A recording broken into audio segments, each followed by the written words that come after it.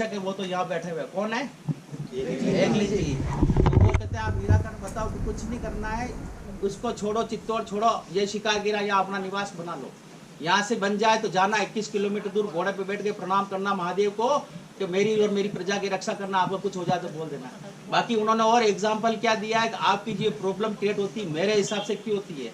अब देख लीजिए जौहर होने के कारण क्या थे, चित्तौड़ में पब्लिक और राजा होते थे परकोटे के अंदर, समझते हो ना, परकोटा दीवारों के अंदर रहते थे प्रोटेक्ट करने के साथ में। अब देख लीजिए बाहर से जो भी हमला करता था उसको घेर लेता था, बाहर वाला आदमी हमारे लोकल लैंग्वेज कह रहे फरे जो चरे बंदियों भूखा मरे, बाहर वाले आदमी को तो जो चाहे खाओ पियो मजा करो।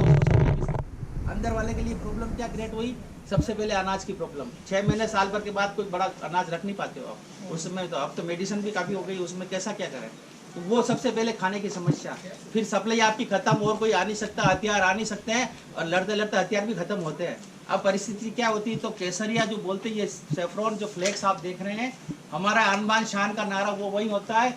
उसमें में हमारे इधर जो क्षत्रिय होते थे, लेडीज हो जेंट्स हो, कोई भी हो, डरने वाला काम इधर कुछ भी, सिंगल भी होगा तो 100 से लड़ेंगे हमारे, तो ऐसी परिस्थितियाँ।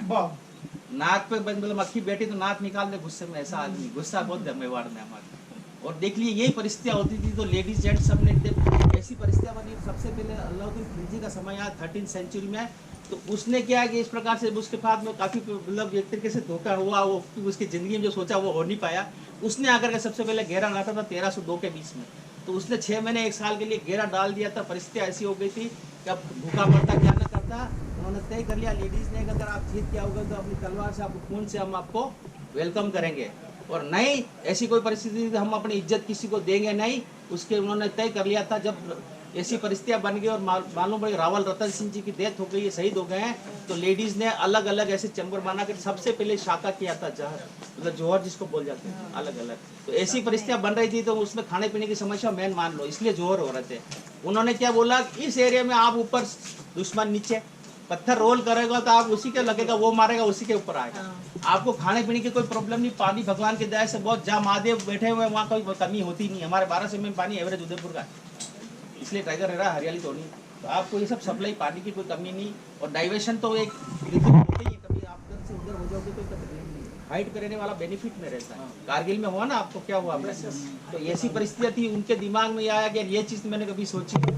जो प्रेमगिरी जी महाराज ने उनको एडवाइस दिया, महाराणा उदय सिंह जी ने चरण करके मेरे को, अब मैं आप आदेश करिए मैं कब ऐसा करूँ, तो उन्होंने कहा अक्षय तृतीया बहुत ही शुभ दिन होता है, आफातीज बोलते हैं हमारे लोकल, उस दिन उन्होंने कहा ये बड़ा शुभ समय, और कुछ नाम से जो मिलन किया उदयपुर का वो भी, उसमें पटेरी साहब, उसमें जो मैंने पढ़ी है स्पेशल किताब, उनका खुद का नाम चालू है, उदय सिंह जी से वो चालू हुआ है, दक्षिण दिशा नाम से द आया है।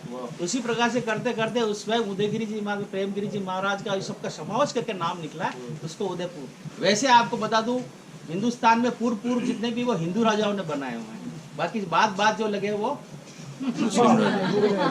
आप बोलो आपको भी, तो आप नेचर से आप भारत को बनाने वाले हैं, तो ये चीज़ें हुई है। तो आप देख लीजिए, तब 1559 के बाद ये सिटी पैलेस का निर्माण जो किया गया, वो अगले 24 राजाओं ने मिलकर बनाया। आज दुनिया का नहीं माना हुआ पूरा वर्ल्ड में आप देख लो, और उसके अलावा सेकंड में अपने पूरा भारत का पैलेस है, 8 किलोमीटर फैला हुआ, जिसका आप मॉडल वगैरह देखोगे।